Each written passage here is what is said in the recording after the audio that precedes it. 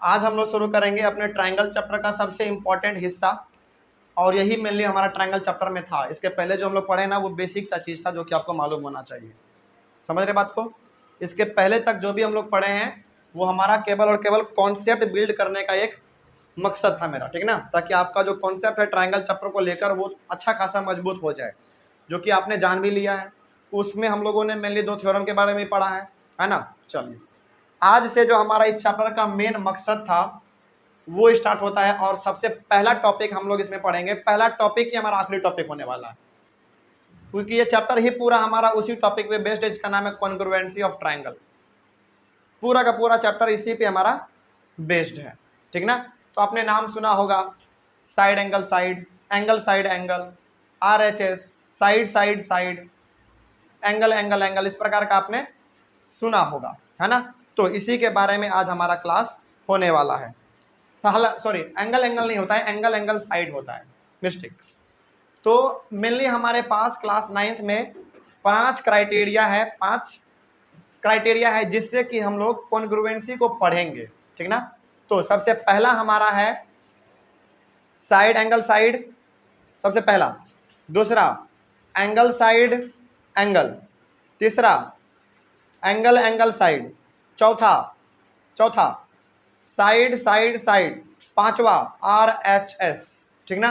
और ये RHS वाला थोड़ा सा यूनिक है, ठीक ना, क्योंकि 4 में आपको केवल साइड और एंगल देखने को मिल रहा होगा, लेकिन इसमें आपको 5वें वाले में RHS वाले में RHS, ये किस चीज के लिए है इसको हम लोग तब जानेंगे, हालांकि जान ही लीजिए। R है राइट एंगल के लिए, H है हाइपोटेनस के लिए, और S है साइड के लिए, ठीक है, समझ गए। चलिए, तो लेकिन हाँ, कॉन्ग्रुएंसी को पढ़ने से पहले, यानी कि कॉन्ग्रुएंट ट्रायंगल हम लोग शुरू करें उससे पहले आपको समझना पड़ेगा कि कॉन्ग्रुएंट फिगर क्या होता है, कॉन्ग्रुएंट ट्रायंगल क्या होता है ना। इसका जो बेसिक सा कॉन्सेप्ट है वो आपको समझना पड़ेगा। हालांकि चैप्टर हमारा यहीं से स्टार्ट हो रहा है, मेन पार्ट हमारा, तो आपको समझना पड़ेगा पहले कुछ बेसिक टर्म्स को, है ना। चलिए, तो सबसे पहला हमारा होगा, इस चैप्टर को स्टार्ट करने से पहले आपको समझना पड़ेगा कि कॉन्ग्रुएंट फिगर क्या होता है। तो कॉन्ग्रुएंट फिगर का जो आपके बुक में डेफिनेशन लिखा हुआ है, थोड़ा हम उसी को पढ़ दे रहे हैं। Two geometrical figure having exactly the same shape and size are known as congruent figure. अब इसको थोड़ा सा लिखते हैं हम लोग, और एक एक करके इसको तोड़ तोड़ के समझने की कोशिश करते हैं, ठीक ना। चलिए देखिए, यहाँ पे सबसे पहले आपको समझना पड़ेगा कॉन्ग्रुएंट फिगर के बारे में।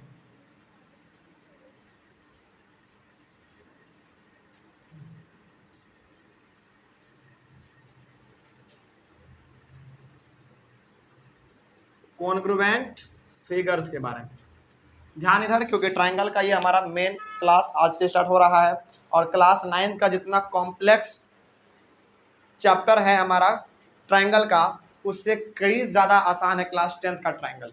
इसीलिए हम कह रहे हैं कि इसको आप ध्यान से पहले समझ लें, है ना। ये हकीकत है, ये हमेशा नहीं, कोई भी सीनियर हो जो कि क्लास 10th में, उससे पूछिएगा, आप उससे क्लास 10th वाला यहाँ पे आता है, उससे आप पूछिएगा कि ट्रायंगल कैसा चैप्टर है। बड़ा आसान है क्लास 10th का ट्रायंगल, लेकिन क्लास 9 का थोड़ा सा ट्रायंगल थोड़ा सा कॉम्प्लेक्स है, हार्ड नहीं है, कॉम्प्लेक्स है, पेचीदा है, थोड़ा सा आपको समझना पड़ेगा उसको बारीकी से, और इसमें मेनली कॉन्ग्रुएंसी ही है।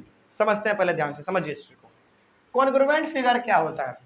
Two geometrical figure having exactly the same shape and size are known as congruent figure. देखिए इसका मतलब क्या होगा, देखा जाए।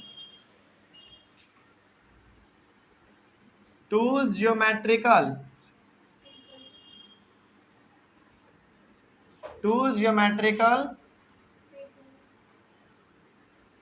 figures having exactly the same shape and size, very good, are known as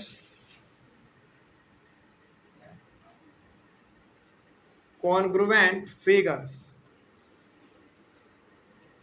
देखिए बड़ा सिंपल सा लैंग्वेज में लिखा हुआ है, इसको आप पढ़ के भी समझ गए होंगे, आधा से ज्यादा हिस्सा इसका, है ना। क्या लिखा हुआ है देखिए, two geometrical figure. Geometrical figure क्या होता है? Triangle, square, rectangle, rhombus, kite, parallelogram, जितने भी हमारे पॉलीगॉन के हिस्से हैं, उसके अलावा भी जैसे लाइंस हो गया, हमारा लाइन सेगमेंट हो गया, रे हो गया, ये सारा हमारा क्या है? ज्योमेट्रिकल फिगर है, क्योंकि हम लोग इसको ज्योमेट्री में इस्तेमाल करते हैं, है ना। तो दो ज्योमेट्रिकल फिगर कुछ भी आप ले सकते हैं, triangle, square, rectangle, line, line segment, रे, कुछ भी ले लीजिए। दो geometrical figures having exactly the same shape and size. दो ज्योमेट्रिकल फिगर जो कि शेप और साइज में बिल्कुल सेम होना चाहिए, ना बेसी ना कम, ना ऊपर ना नीचे, एग्जैक्ट एकदम होना चाहिए, दोनों सेम शेप और साइज का होना चाहिए, उसी को हम लोग कहेंगे कॉन्ग्रुएंट फिगर। बस इतना ही सिंपल है ये, समझ रहे हैं बात को। चलिए एग्जाम्पल हमारे पास दुनिया भर का है, तो 3-4 एग्जाम्पल हम लोग ले लेते हैं कि आखिर कॉन्ग्रुएंट फिगर होगा क्या, देखा जाए। देखिए यहाँ पे सबसे पहले हम लोग शुरुआत करते हैं एक सिंपल सा लाइन सेगमेंट से, सिंपल सा लाइन सेगमेंट से, ठीक ना। देखा जाए एग्जाम्पल, देखिए इसका, मान लीजिए कि आपके पास ये एक लाइन सेगमेंट है जिसका नाम आपने रखा ए और बी, ठीक है। सेकेंड लाइन सेगमेंट है आपके पास बिल्कुल सेम शेप और साइज का, थोड़ा बहुत टेढ़ा हो जाए तो आपको समझना पड़ेगा क्योंकि ये बोर्ड है, एग्जैक्ट नहीं हो सकता है, बड़ा ये प्लेन होता है तो थोड़ा सा हाथ इधर उधर हो जाता है। तो ए बी और आप इसका मान लीजिए सी और डी, ठीक है। हम कह रहे हैं कि ये दोनों आपस में कॉन्ग्रुएंट फिगर है, लेकिन आप कहेंगे कि सर कैसे कॉन्ग्रुएंट फिगर है? क्राइटेरिया पढ़ लीजिए, यदि उसको वो फुलफिल कर रहा है तो वाकई में ये दोनों आपस में कॉन्ग्रुएंट होगा। क्या क्राइटेरिया है? क्राइटेरिया ये है कि पहली बात तो ये एक ज्योमेट्रिकल फिगर होना चाहिए, तो दोनों ज्योमेट्रिकल फिगर है क्या? बिल्कुल है। लाइन सेगमेंट में हमारा क्या ज्योमेट्रिकल ही फिगर है ना। और हमको देखने में भी लग रहा है कि दोनों का शेप भी सेम है, एकदम स्ट्रेट है, साइज भी सेम है। देखिए बिल्कुल हमको लग रहा है कि यदि ये 20 सेंटीमीटर, सॉरी ये 15 होगा तो ये भी 15 होगा, 15 से बेसी ही होगा। मान लीजिए 18-19 होगा ये तो भी हमारा उतना ही होगा। इसका मतलब आप ये भी कह सकते हैं कि सर जब हम इस लाइन सेगमेंट CD को उठा के इसके ऊपर रख देंगे तो दोनों ओवरलैप कर जाएगा, एक के ऊपर एक समा जाएगा, कुछ इस प्रकार का। कौन साइड इस प्रकार का। तो ये दोनों हाथ भी हमारा क्या हो गया? कॉन्ग्रुएंट हो गया, क्योंकि एक दोनों एकदम बिल्कुल सेम और सेम साइज का है, सेम दोनों है। तो इसको लिखने का तरीका क्या है? लिखने का तरीका इसका है, अच्छा लाइन सेगमेंट को याद कीजिए हम लोग कैसे लिखते थे, ऐसे लिखते थे, याद आपको आ रहा होगा हल्का फल्का। यदि ये हमारा ए बी है तो ए बी लिखते थे, इसके ऊपर हम छोटा सा एक लाइन सेगमेंट इस प्रकार का बनाते थे, और ये भी हमारा एक लाइन सेगमेंट ही है, इसको भी हम लोग कैसे लिखेंगे? सी और डी के ऊपर छोटा सा एक लाइन सेगमेंट बना देंगे। लेकिन यही लिखने से काम चलेगा क्या? ये तो केवल आपने लाइन सेगमेंट लिखा, आपको बीच में अब क्या लिखना है देखिए ध्यान से।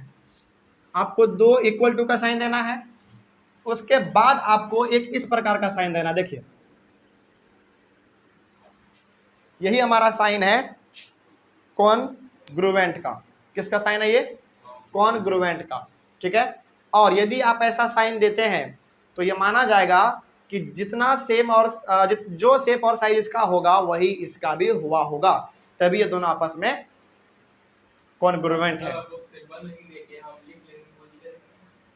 देखिए आप लिखेंगे क्यों? आप यहाँ पे लिख सकते थे कि A B is CONGRUENT congruent to TO2 CD। इतना लिखना क्यों है? मैथ जब आपके पास एक समस्या का समाधान दे दिया कि भाई आपको इतना नहीं लिखना है, केवल ये सिंबल यूज कर लीजिए, काम चल जाएगा, क्यों लिखेंगे फिर, है ना। चलिए तो अब यहाँ पे आप एक चीज लिख लीजिए, क्या लिखना है आपको। देखिए ये साइन किसको डिनोट कर रहा है? ये साइन डिनोट कर रहा है कॉन्ग्रुएंट, और कॉन्ग्रुएंट का मतलब आपको समझ में आ गया, शेप और साइज दोनों सेम होना चाहिए। समझ में आ गया बात? चलिए तो ये तो हो गया हमारा लाइन सेगमेंट के लिए एग्जाम्पल, है ना, लाइन सेगमेंट के लिए हो गया। थोड़ा सा और आगे बढ़ते हैं, 1-2 एग्जाम्पल और हम लोग समझेंगे। तो ये हमारा पहला हो गया एग्जाम्पल। दूसरा एग्जाम्पल देख लीजिए। चलिए देखिए यहाँ पे, यदि ये हमारा ट्रायंगल है और यदि ये हमारा ये भी एक ट्रायंगल है, नाम दे दीजिए कुछ, ABCDEF, ठीक है। मान लीजिए कि ये भी हमारा 5 सेंटीमीटर का है, ये भी 5 का है, और इधर वाला भी हमारा 5 का है, ठीक है ना। ये हमारा 6 है और ये भी हमारा 6 है, ठीक है। ये हमारा 7 है और ये भी 7 है, सेंटीमीटर मीटर आप जो ले सकते हैं, ठीक है। तो क्या ये ट्रायंगल इसके ऊपर रखेंगे तो क्या ये इसको पूरी तरीके से ढक पाएगा? ढक लेगा। क्यों ढक लेगा? क्योंकि इधर वाला हमारा 7 है तो इधर वाला भी 7 है, इधर वाला 5 है तो इधर वाला भी 5 है, इधर वाला 6 है तो इधर वाला भी 6 है। सिंपल, कोई डाउट इसमें? तो ये भी हमारा हो गया कॉन्ग्रुएंट फिगर का एग्जाम्पल। इसको भी लिखने का तरीका है। तरीका क्या है? आप जैसे लिखते हैं ट्रायंगल को, ट्रायंगल ए बी सी, और ट्रायंगल आप क्या लिखते हैं? D E F. इसके लिए डी ई एफ बराबर का साइन दीजिए और एक कॉन्ग्रुएंट का साइन दे दीजिए, बस। यदि आप इतना लिख देते हैं, इतना आप फिगर नहीं भी बनाएंगे ना, केवल यदि आप इतना लिख देते हैं तो जो कॉपी चेक करेगा वो समझ जाएगा कि अच्छा बच्चे के पास 2 ट्रायंगल रहा होगा, एक ट्रायंगल का नाम ABC रहा होगा और एक ट्रायंगल का नाम DEF रहा होगा, जो कि दोनों शेप और साइज में इक्वल रहा होगा। सिंपल समझ आएगा वो। समझ रहे बात को? चलो, तो ये आपको समझ में आ रहा है। आगे बढ़ते हैं फिर एक और आखिरी, हालांकि जितने भी आप ज्योमेट्रिकल फिगर लीजिए दोनों सेम शेप और साइज का दोनों कॉन्ग्रुएंट होंगे। एक आखिरी एग्जांपल हम लोग ले लेते हैं। चलिए देखिए यहाँ पे 1 2 3, किसका लेना चाहेंगे आप बताइए? किसका? स्क्वायर का, ठीक है, स्क्वायर ले लीजिए।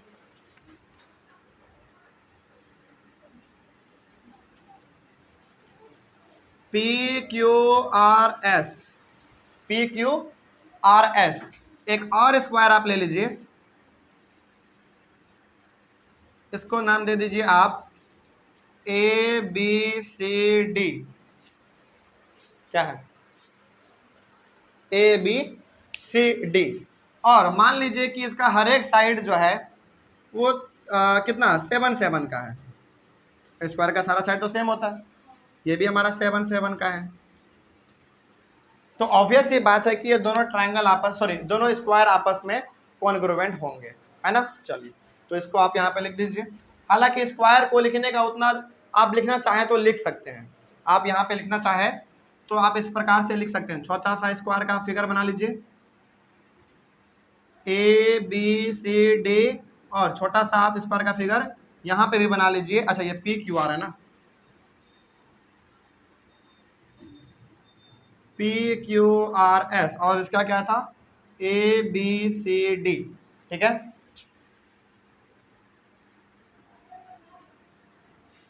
हो गया? कोई डाउट इसमें? चलिए, तो ये जो साइन था हमारा ये बता रहा था कॉन्ग्रुएंट को, यानी कि दोनों आपस में सेम शेप और साइज के होंगे। यहाँ तक में कोई डाउट किसी को? तभी हम आगे बढ़ सकते हैं और कुछ अलग चीज़ों को समझा सकते हैं, ठीक ना। चलिए देखा जाए। अब चूंकि आप ट्रायंगल में पढ़ रहे हैं तो आपको स्क्वायर ये सब नहीं मिलेगा, आपको केवल और केवल ट्रायंगल मिलेगा। तो ट्रायंगल का भी लिखने का तरीका होता है, ट्रायंगल का भी लिखने का तरीका होता है। क्या तरीका है देखिए, इसको समझ लीजिएगा, ये बहुत काम आने वाला है। यहाँ पे आपके पास एक ट्रायंगल था ABC, है ना। एक ट्रायंगल आपके पास था DEF, ठीक था। चलिए, आपने इस ट्रायंगल का नाम लिखा किस ऑर्डर में? पहले आप A पे गए, फिर आप B पे आए, फिर आप C पे गए, है ना। उसी प्रकार का ऑर्डर आपने इसमें भी मेंटेन किया ना। D पे गए, फिर E पे आए, फिर आप F पे आ गए। लेकिन बहुत बार बच्चे गलती क्या करते हैं, इसको तो ऑर्डर में लिखते हैं, इसको बच्चा क्या करता है, ABC तो लिख देता है, लेकिन इसका ऑर्डर वो गड़बड़ा देता है। वो क्या लिख देता है? EDF। फॉर एग्जाम्पल वो क्या लिख देगा? DEF लिख देगा, या फिर वो FDE लिख देगा, और ये हमारा गलत हो जाएगा। आपको लग रहा होगा कि ट्रायंगल में सर DEF लिखिए या फिर FDE लिखिए या फिर EDF लिखिए, कुछ भी लिखिए, बात तो ट्रायंगल का ही हो रहा है। लेकिन ये भी तो देखो, ये कॉन्ग्रुएंट का बात हो रहा है ना। अब ऐसा क्यों है, ये गलत क्यों होगा, बताते हैं, देखो ध्यान से। इसका मतलब ये हो गया कि हाँ चलिए, लिखना चाहते हैं आप लिख सकते हैं। हाँ, पहले ए ट्रायंगल ABC बना लीजिए। ABC आपने बना लिया, ठीक है। उसके बाद फिर आपने क्या बनाया? एक ट्रायंगल और बनाया, उसका नाम आपने क्या दिया? EDF, डी एफ, ऐसे हम लोग अभी फिलहाल लिख रहे हैं। और ए बी सी का ऑर्डर वाइज में क्या मेजरमेंट आपने लिया था? 7, 6 और 5, है ना, ले लीजिए 7, 6 और 5। अब जरा देखिए तो उसका ईडी का वैल्यू कितना था? ईडी का वैल्यू कितना था? अच्छा, सेम लग रहा है क्या? नहीं, थोड़ा सा हमको ऑर्डर यहाँ पे अलग करना पड़ेगा, थोड़ा सा हमको यहाँ पे ऑर्डर अलग करना पड़ेगा। समझाने के लिए आपको एफ और ई कर लीजिए, ठीक है। देखिए अब जरा ध्यान से, तो डीई का कितना है? डीई का मेजरमेंट इसमें कितना है बताइए? डीई का 7 है, तो 7 आप यहाँ पे लिखिए, ठीक है। आगे उसके बाद फिर एफडी का कितना है? 5 है, 5 आपने लिख दिया, और उधर वाला बच गया, वो क्या हो गया? 6 हो गया। अब जरा देखिए तो क्या आपको थोड़ा सा यहाँ पे दिमाग लगाइएगा, क्या आपको लग रहा है कि दोनों आपस में एक दूसरे के ऊपर ओवरलैप, यानी कि कौन साइड करेगा? नहीं करेगा, यहाँ पे साइड का मिसमैच हो जाएगा, है ना। हो सकता है कि पहला वाला ट्रायंगल आपका जो ए बी सी है वो यदि इस प्रकार का है, तो हो सकता है कि ये वाला ट्रायंगल आपका कुछ इस प्रकार का बन जाए, इस प्रकार का बन जाए, क्योंकि आपने ऑर्डर क्या किया है? गड़बड़ कर दिया है ना। लेकिन यदि आप ऑर्डर वाइज चलते हैं और उसको एक के ऊपर एक रखेंगे तो बिल्कुल वो सेम आएगा। फॉर एग्जाम्पल मान लीजिए यदि ये हमारा दोनों हाथ है, आपको मालूम है कि दोनों हाथ आप कैसे भी कीजिए आपस में कॉन्ग्रुएंट हैं, दोनों इक्वल हैं, सेम और सेम साइज दोनों सेम है। यदि हम इसको एकदम ऑर्डर वाइज रखते हैं कुछ इस प्रकार से, आपको लगेगा कॉन्ग्रुएंट। लेकिन यदि आप इसको ऑर्डर वाइज ना रख के ऐसे रख दें या फिर ऐसे रख दें, क्या आपको कॉन्ग्रुएंट लग रहा है? क्या नहीं लग रहा है। वही बात हमारा ट्रायंगल के साथ है, कॉन्ग्रुएंट तो है लेकिन ऑर्डर आपको मेंटेन करना पड़ेगा। हाँ, ये आपने सही कहा कि सर ये दोनों ट्रायंगल कॉन्ग्रुएंट तो है, लिखने का तरीका केवल अलग है। तरीका अलग है, लेकिन तरीके से ही तो आपको मालूम चलेगा ना, तरीके से ही तो आपको मालूम चलेगा। तो एग्जाम में ऐसा मत कह दीजिएगा कि सर कैसे भी लिख दे कॉन्ग्रुएंट तो है, ये है ना, ऐसे काम नहीं चलेगा। जैसा आप लिख देंगे वैसा टीचर को समझ में वहाँ पे आ रहा होगा। हमने बार बार कहा है कि कॉपी ऐसा लिख के आओ ताकि मैथ का कॉपी दे संस्कृत वाले भी टीचर चेक करे तो उसको समझ में आ जाए। इस प्रकार का हमने बार बार कहा है आपको, और यही कॉन्सेप्ट हम बार बार क्लास 10 के बच्चों को भी बताते हैं। समझ में आ रहा है? क्योंकि जो कॉपी चेक कर रहा है ना वो आपको नहीं जानता है कौन है आप, आपका क्या स्टेटस है स्कूल में नहीं जानता, आपका कितना रोल नंबर है, आप कितना ब्रिलियंट है नहीं जानता है। वो क्या जान रहा होता है? केवल आपके कॉपी को जान रहा होता है। तो कॉपी को इस प्रकार से आपको लिखना पड़ता है कि उसको वहाँ पे मालूम चल जाए कि हम ही वो बच्चा है जिसको आप खोज रहे थे। समझ गए बात को? चलिए, तो इस प्रकार का आपको हमेशा ध्यान में रखना है। तो इस अब कैसे लिखना है, ट्रायंगल को मालूम चल गया है ना। चलिए, तो ये आपने सीख लिया। यहाँ पे आगे बढ़ते हैं फिर। अब थोड़ा सा और यदि हम लोग आगे बढ़े तो इसके कुछ और चीजों को हम लोग जानते हैं, ध्यान से देखा जाए। हाँ, कॉन्ग्रुएंट फिगर हो गया। अब सेकंड नंबर में आते हैं हम लोग, ठीक है। यहाँ तक में कोई डाउट किसी को? समझ में आ गया है ना। चलिए, इसके बाद फिर हमारा है कॉन्ग्रुएंट ट्रायंगल। ट्रायंगल के बारे में अभी हम लोग यहाँ पे समझे हैं, लेकिन ट्रायंगल का थोड़ा सा और डिटेल स्टडी हम लोग कर लेते हैं थोड़ा सा, ठीक है। देखा जाए, पहला हो गया, दूसरा देखा जाए यहाँ पे कॉन्ग्रुएंट ट्रायंगल।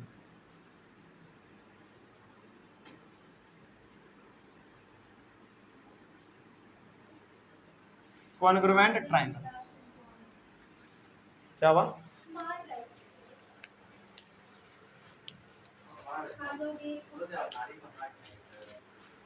बोलो तो क्लास में थोड़ा सा छोटा छोटी करवा दे। नहीं करना है?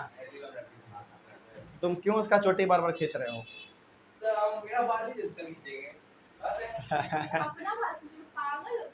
ए बस बस बस, उठा पटक नहीं करना है। चलिए देखा जाए, जब असेंबली में तुम लोग कहते हो कि all Indians are my brother sister, तो ब्रदर और सिस्टर कभी लड़ाई करता है? करता है क्या? चलो ठीक है, देखा जाए। सुनाइल बात नहीं, बात देखा जाए, टाइम मिलेगा बात करने के लिए, टाइम मिलेगा आपको, मौका दिया जाएगा, ठीक है। एक अलग टाइम निकाला जाएगा जिसमें कि हम लोग केवल और केवल उठा पटक खेलेंगे, जो जीता वही सिकंदर, जो जिसको जितना मार सके, है ना। चलिए देखा जाए, फिलहाल अभी कॉन्सेंट्रेट बोर्ड पे पढ़ाई कर लेते हैं पहले। देखा जाए कॉन्ग्रुएंट ट्रायंगल क्या है। कॉन्ग्रुएंट का मतलब आपको समझ में आ गया कि दो ऐसे ज्योमेट्रिकल फिगर होंगे जो कि आपस में सेम शेप और साइज के होंगे। अब ट्रायंगल का बात कर रहा तो भाई दो ट्रायंगल आपस में सेम शेप और साइज का होगा, सिंपल सी बात है ना। चलिए, लेकिन इसमें कुछ और बात है, कुछ और खास बात है इसमें। क्या बात है देखिए ध्यान से। चलिए फिर से हम लोग अपने समझने के लिए दो अलग अलग ट्रायंगल बना लेते हैं। एक ट्रायंगल आप यहाँ पे थोड़ा सा बड़ा बनाइए ताकि हमारा कॉन्सेप्ट ज़्यादा अच्छा से हो पाए। एक ये आप बना लीजिए और एक ये मैड एंगल का दूसरा बना लीजिए, मैड एंगल।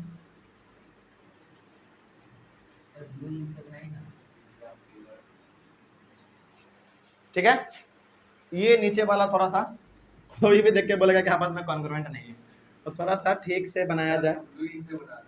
किससे? ब्लू से बनाते हैं। अच्छा, रेड से थोड़ा सा विजिबिलिटी उतना नहीं होता है। चलो ठीक है, ब्लू से बना दे रहे हैं, देखा जाए ब्लू से। अच्छा चलिए, तब हम लोग हमेशा ब्लू से लिखा करेंगे। ठीक है, चलिए इसका आप नाम दे सकते हैं ABC DEF। ठीक है, चलिए देखा जाए। अब हम यहाँ पे केवल ये डायग्राम बना के आपको केवल ये कह दे रहे हैं अभी फिलहाल।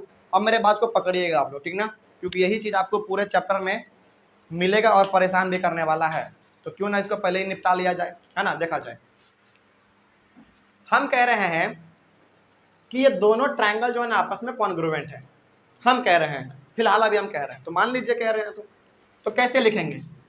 Triangle ABC is congruent to triangle DEF, हम कह रहे हैं, ठीक है।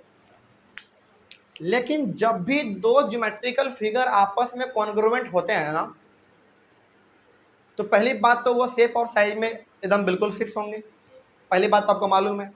दूसरी बात ये है कि जब भी जो दो ज्योमेट्रिकल फिगर आपस में कॉन्ग्रुएंट होंगे तो उसके कॉरस्पॉन्डिंग पार्ट भी आपस में इक्वल होंगे। मतलब क्या हुआ इसका सर? इसका मतलब ये हो गया कि यदि ये दोनों ट्रायंगल आपस में इक्वल हैं तो जितना हमारा AB होगा उतना ही हमारा DE होगा। ठीक है, कोई डाउट इसमें? उसके बाद जितना हमारा BC होगा उतना ही हमारा EF होगा। क्या बोल रहे हैं? ABC कॉन्ग्रुएंट रहा तो DEF के तभी ऐसा होगा, ऐसे नहीं होगा, ऐसे तो अलग अलग हो जाएगा ना। कॉन्ग्रुएंट होगा तभी ऐसा होगा, कंडीशन है ना। आगे उसके बाद फिर जितना AC होगा उतना ही हमारा DF होगा, है ना। AC जितना होगा उतना ही हमारा DF होगा। ठीक है, आगे फिर से अभी ये तो हो गया साइड के लिए। अच्छा, आपको नहीं लग रहा है कि ये बिल्कुल हकीकत भी होगा?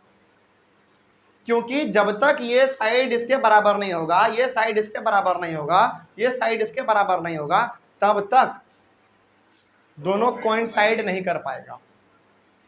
यानी कि साइड आपस में क्या है? इक्वल है।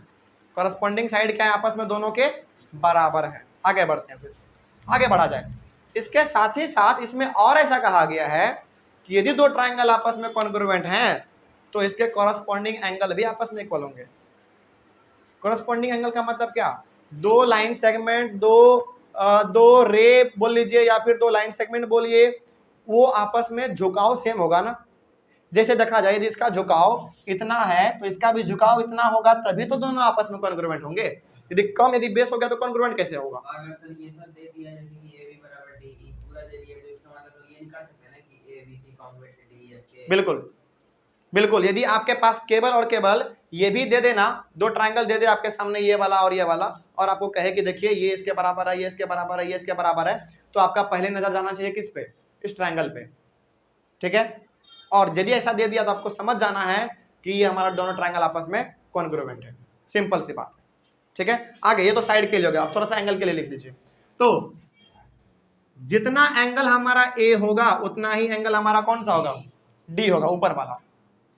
अब ऐसा नहीं कहिएगा कि सर दोनों तो बराबर ही है, ट्रायंगल दोनों तो कॉन्ग्रुएंट ही है, तो एंगल A के बराबर आप A कर दीजिए। नहीं, फिर से मिसमैच वाला कॉन्सेप्ट हो जाएगा, है ना, वो फिर लागू नहीं होगा।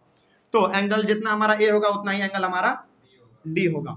उसी प्रकार हमारा जितना एंगल बी होगा इस ट्रायंगल का, उस ट्रायंगल का उतना ही एंगल ई होगा। Very good. उसके बाद एक और बच गया एंगल सी, कितना, एंगल एफ के बराबर हो जाएगा। सिंपल सी बात है, समझ में आ गया बात। चलिए, तो इतना यदि हो गया ना, यदि ऐसा होता है तो ऐसा क्यों हुआ, इसको हम लोग कहते हैं corresponding part of congruent triangle, यानी कि सिंपल में, यानी कि शॉर्ट में हम लोग इसको सीपीसीटी कहते हैं। सीपीसीटी। आपसे कोई कहे कि बेटा ठीक है, आपके पास दो ट्रायंगल था, आपस में दोनों आपने कॉन्ग्रुएंट कर लिया, फिर आपने ये क्यों लिखा, तो आपको बताना पड़ेगा कि अंकल जी देखिए, एक कॉन्सेप्ट हमने पढ़ा है सीपीसीटी, उसके तहत ये आपस में इक्वल है। इसका मतलब होता है सीपीसीटी का, देखिए यहाँ पे, तो इन सभी के लिए हमारा एक ही टर्म इस्तेमाल होता है, corresponding parts of congruent triangle. आपके बुक में भी लिखा हुआ होगा सेम चीज, ठीक है। तो आप लिखेंगे इसका कॉरस्पॉन्डिंग, बता रहे फिर से बता रहे, CORRESPON, corresponding parts of congruent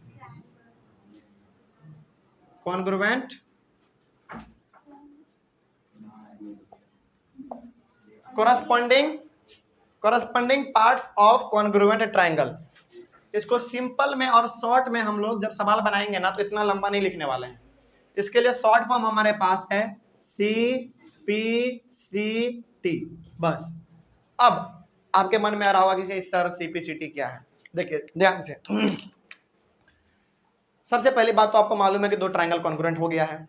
जब कॉन्ग्रुएंट हो गया तो इसके सारे साइड क्या होंगे, इक्वल होंगे, सारे एंगल क्या होंगे, आपस में दोनों के इक्वल होंगे। बस यही हमारा है corresponding part of congruent triangle, बस यही चीज है। जो आपने यहाँ पे लिखा है ना, उसी का आप एक नाम दे दिए, बस, और कुछ नहीं। तो कोई पूछे कि ये क्यों हुआ, इसलिए हुआ क्योंकि ये सारे के सारे आपस में क्या है, इन दोनों ट्रायंगल के कॉरस्पॉन्डिंग पार्ट हैं। कोई पूछ दे कि ये ऐसा क्यों हुआ, तो आपका जवाब होना चाहिए इसलिए ऐसा हुआ क्योंकि ये दोनों कॉन्ग्रुएंट ट्रायंगल के ये सारे के सारे क्या हैं, यानी कि कॉरस्पॉन्डिंग पार्ट है। कॉरस्पॉन्डिंग का मतलब हो गया इसका वो और उसका ये, रीजन देना पड़ेगा। तो ये सीपीसीटी आपको ना हर सवाल में लागू लगभग हो ही जाता है कॉन्ग्रुएंट ट्रायंगल, जब आप पढ़ेंगे तब हर एक सवाल में सीपीसीटी। समझ में आ गया बात। तो सीपीसीटी को आप ध्यान में रखेंगे, कोई डाउट अब इसमें। चलिए, इतना समझ में आ गया तो फिर थोड़ा सा और आगे बढ़ते हैं। एक दो चीजों के बारे में थोड़ा सा और हम बताना चाह रहे हैं आपको, जो कि आपको इस बुक में तो शायद ना मिले, लेकिन आपको जानना चाहिए, क्या पता एमसीक्यू में एक नंबर में आ जाए, है ना। वो बात ये है, मेरे बात को ध्यान से समझिएगा पहले, ठीक ना, ध्यान से। क्या दो ज्योमेट्रिकल फिगर यदि कॉन्ग्रुएंट है तो क्या उसके एरिया भी आपस में इक्वल होंगे। मेरे बात को ध्यान से सुनिएगा, पकड़िएगा इस एक एक पॉइंट को, मेरे बात को, ठीक है। क्या यदि दो ज्योमेट्रिकल फिगर आपस में कॉन्ग्रुएंट हैं तो क्या उसके एरिया भी आपस में इक्वल होंगे। हाँ, एरिया भी हमारे उसके इक्वल होंगे। एग्जाम्पल बता रहे हैं आपको, देखिए ध्यान से। यदि मैं यहां पे दो ट्रायंगल का फिगर बनाऊं, एक ये और एक ये, हम पहले ही कह दिए क्या, ये दोनों ज्योमेट्रिकल फिगर का जो है ना, दोनों आपस में कॉन्ग्रुएंट है। अब कॉन्ग्रुएंट का मतलब क्या है, सेम साइज और सेम शेप। तो जो एरिया इसका होगा वही एरिया इसका भी तो होगा। अच्छा चलिए, एक हम राइट ट्रायंगल बना दे रहे हैं, ज्यादा समझ में आ जाएगा आपको, है ना। ये थोड़ा सा अलग ट्रायंगल लग रहा था, राइट ट्रायंगल आपको बना के समझा देते हैं। जैसे मान लीजिए आपके पास दो राइट ट्रायंगल है, एक ये है और एक ये है, ठीक है। और राइट ट्रायंगल का एरिया निकालने का फॉर्मूला क्या, 1/2 इंटू बेस इंटू हाइट। सभी ट्रायंगल का, फिलहाल अभी राइट ट्रायंगल है मान लीजिए, तो बेस आप मान लीजिए इसका 5, इसका भी मान लीजिए 5, इसका मान लीजिए 6, इसका भी मान लीजिए 6, और दोनों आपस में कॉन्ग्रुएंट है। तो क्या दोनों का एरिया सेम होगा, होगा। 1/2 into base into height, 1/2 into base into height. तो दोनों का एरिया जो है ना हमारा सेम आएगा, दोनों का एरिया हमारा सेम आएगा। अब थोड़ा सा और गहराई से जाना जाए, चूंकि हमने कहा कि कॉन्ग्रुएंट है तो एरिया सेम होगा, इसका उल्टा कर देते हैं। इसका उल्टा कर दे रहा है। तो पहला आपने पॉइंट क्या सीख लिया? पहला पॉइंट आपने ये सीख लिया कि यदि दो ज्योमेट्रिकल फिगर यदि आपस में कॉन्ग्रुएंट है तो दोनों का एरिया सेम होगा। ठीक है, आगे इसका थोड़ा सा और पलट देते हैं जब आपको। मेरे बात को फिर से गौर से सुनिएगा, ठीक है। क्या यदि दो ज्योमेट्रिकल फिगर का एरिया सेम है तो क्या वो दोनों आपस में कॉन्ग्रुएंट होंगे? नहीं होंगे। मेरे बात को सुनो पहले ध्यान से। क्या दो ज्योमेट्रिकल फिगर का एरिया यदि सेम है तो क्या वो दोनों ज्योमेट्रिकल फिगर आपस में कॉन्ग्रुएंट होंगे? आपका जवाब था हाँ, मेरा जवाब है ना। मालूम है क्यों? देखा जाए। हमने क्या कहा है? ज्योमेट्रिकल फिगर, लेकिन अभी तो हमने कॉन्ग्रुएंट का बात नहीं कराना है। हमने क्या कहा कि दो ज्योमेट्रिकल फिगर का एरिया सेम है लेकिन कॉन्ग्रुएंट नहीं है, ऐसा हमने नहीं कहा है। फिर से एक बार मेरे बात को फिर से सुना जाए। पहला वाला कॉन्सेप्ट क्लियर? हमने ये कहा कि दो ज्योमेट्रिकल फिगर है जिसका एरिया सेम है, एरिया सेम है, तो क्या वो दोनों ज्योमेट्रिकल फिगर कॉन्ग्रुएंट होंगे?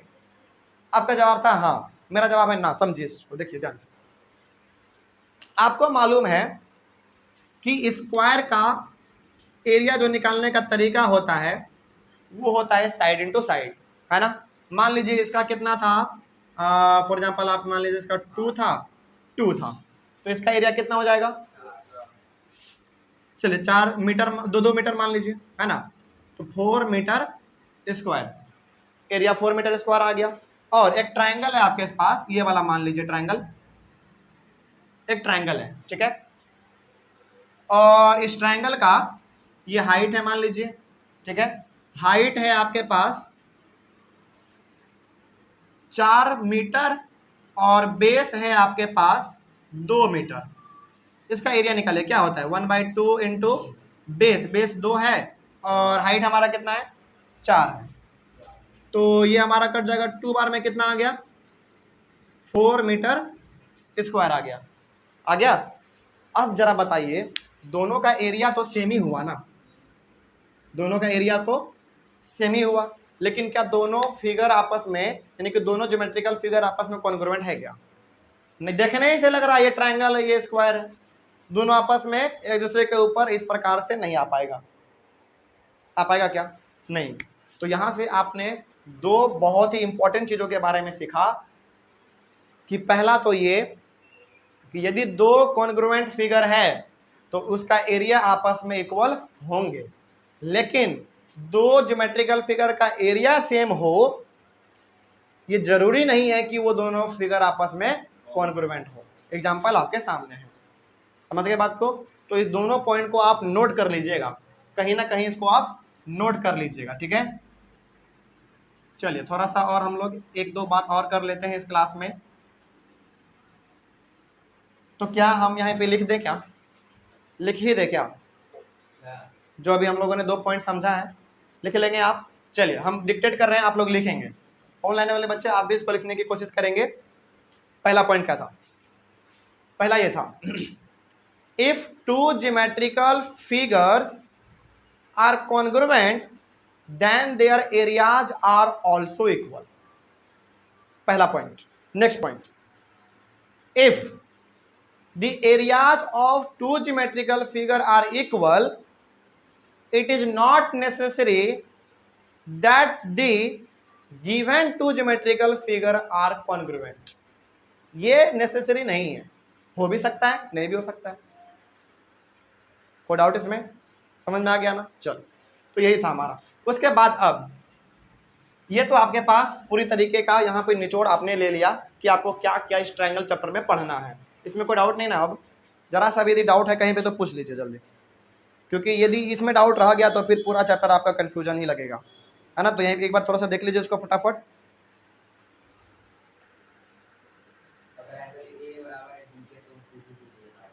हाँ, एंगल ए यदि बराबर है एंगल डी के कारण तो सीपीसीडी के कारण बराबर है, क्योंकि दोनों क्या है? कॉरेस्पॉन्डिंग पार्ट है किसका? कॉन्ग्रुएंट ट्रायंगल का। बस, और कोई डाउट नहीं है ना?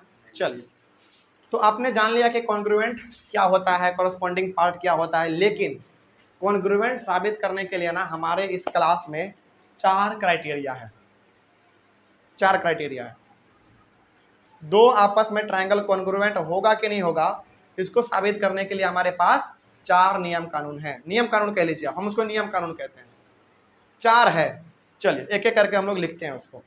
पहला है साइड एंगल साइड, उसके बाद है एंगल साइड एंगल, उसके बाद है एंगल एंगल साइड, उसके बाद है साइड साइड साइड, उसके बाद है RHS। बहुत कुछ आपके दिमाग के ऊपर से चला गया होगा मेरे हिसाब से, लिख लेते हैं ज़रा समझ में आएगा। देखिए ब्लू से लिखा जाए ना। पहला, इसके बारे में हम लोग डीपली डिस्कस करेंगे, लेकिन थोड़ा सा भी आप समझ लीजिए क्या होता है। तो किसी भी दो ट्रायंगल को आपस में कॉन्ग्रुएंट करने के लिए आपके पास 5 नियम कानून है। पहला है SAS, दूसरा है ASA, तीसरा है AAS, चौथा है SSS, पांचवा है RHS। ये क्या लिख दिया सर आपने, सुनो तो ध्यान से, क्या है ये, ध्यान से। Side angle side, angle side angle, angle angle side, side side side. ये चारों बड़ा आसान है, क्योंकि इसमें साइड और एंगल का ही बात होता है हमेशा। ये थोड़ा सा उटपटांग लग रहा होगा आपको। RHS, ये मेनली हम लोग इस्तेमाल करते हैं राइट ट्रायंगल के लिए। राइट ट्रायंगल में R हमारा होता है किसके लिए, राइट एंगल के लिए, 90 के लिए। H होता है हमारा हाइपोटेनस के लिए, और S होता है हमारा साइड के लिए। और अब आपके मन में आ रहा होगा कि सर कौन सा साइड, बेस वाला या परपेंडिकुलर वाला? आ रहा होगा ना, दोनों ले सकते हैं आप, अकॉर्डिंग टू क्वेश्चन आप दोनों ले सकते हैं। तो आपको समझ में आ गया ये चीज। चलिए इसी के बारे में हमारा पूरा चैप्टर है।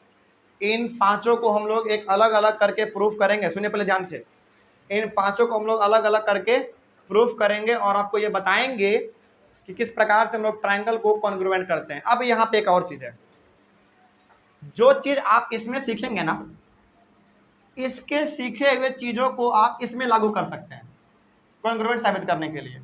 उसी प्रकार जो चीज आप इसमें सीखेंगे, इसका इस्तेमाल आप इसको कॉन्ग्रुएंट साबित करने के लिए लगा सकते हैं। वही उसी प्रकार जो आप इसमें सीखेंगे उसको आप इसमें लगा सकते हैं, जो आप इसमें सीखेंगे वो आप इसमें लगा सकते हैं। यानी कि किसी एक को आप समझ लीजिए और उसका जो नियम कानून होगा ना, वो चारों में से आप किसी में भी लगा सकते हैं, पांचों में किसी में भी लगा सकते हैं। तो कॉन्ग्रुएंट का मतलब ये नहीं है कि इसके लिए नियम अलग है, इसके लिए अलग है, इसके लिए अलग है, नहीं। जहां जहां पे जरूरत पड़ेगा वहां पहले वाले को लगा सकते हैं, और जहां जहां जरूरत पड़ेगा वहां पे हम लोग लास्ट वाले को लगा सकते हैं, और हम लोग दूसरे तीसरे किसी को भी लगा सकते हैं। बस मुद्दा ये होना चाहिए कि वो कॉन्ग्रुएंट साबित हो जाए। समझ रहे बात को? कोई डाउट इसमें? चलिए, तो ये हम लोग अपने अगले वाले क्लास में एक एक करके इसको डिस्कस करेंगे। हालांकि साबित करने वाला हमारे पास केवल 4 ही है, दूसरा, तीसरा, चौथा और पांचवा। ये वाला जो है ना, एक एक्सियोम है। एक्सियोम का मतलब होता है क्या, याद कीजिए, यूक्लिड ज्योमेट्री वाला चैप्टर। एक्सियोम का मतलब क्या, जिसको कि साबित करने की जरूरत नहीं पड़ती है। तो ये वाला आपको चुपचाप मान लेना है, ये वाला आपको केवल मान लेना है, और इन चारों को हम लोग साबित करेंगे कि आखिर ऐसा हुआ क्यों, है ना। चलिए, तो अगले वाले क्लास में हम लोग शुरुआत करेंगे अपने एक एक क्राइटेरिया को एकदम सेपरेटली डिस्कस करेंगे, और इससे रिलेटेड हम लोग सवाल भी बनाएंगे, ठीक ना। चलिए, तो इसको आप मिटा दीजिए फिलहाल, अभी हमारे अभी का ये टॉपिक नहीं है, ये केवल आपको बताया गया था। तो अब आपको थोड़ा सा इस चैप्टर का जो इंट्रोडक्शन है समझ में आ गया होगा, क्या क्या हम लोग सीखने वाले हैं इस चैप्टर में। कोई डाउट रहा किसी को? क्लियर है पूरा चीज? चलिए, अब आपको चैप्टर समझ में आएगा, है ना। चलिए, तो एक बार इसका स्क्रीनशॉट ले लें ऑनलाइन वाले बच्चे, उसके बाद फिर हम लोग अपने अगले वाले क्लास में कुछ और चीज़ों को बारे में डिस्कस करेंगे, SAS, ASA, इस सब के बारे में सॉल्व करेंगे, ठीक ना।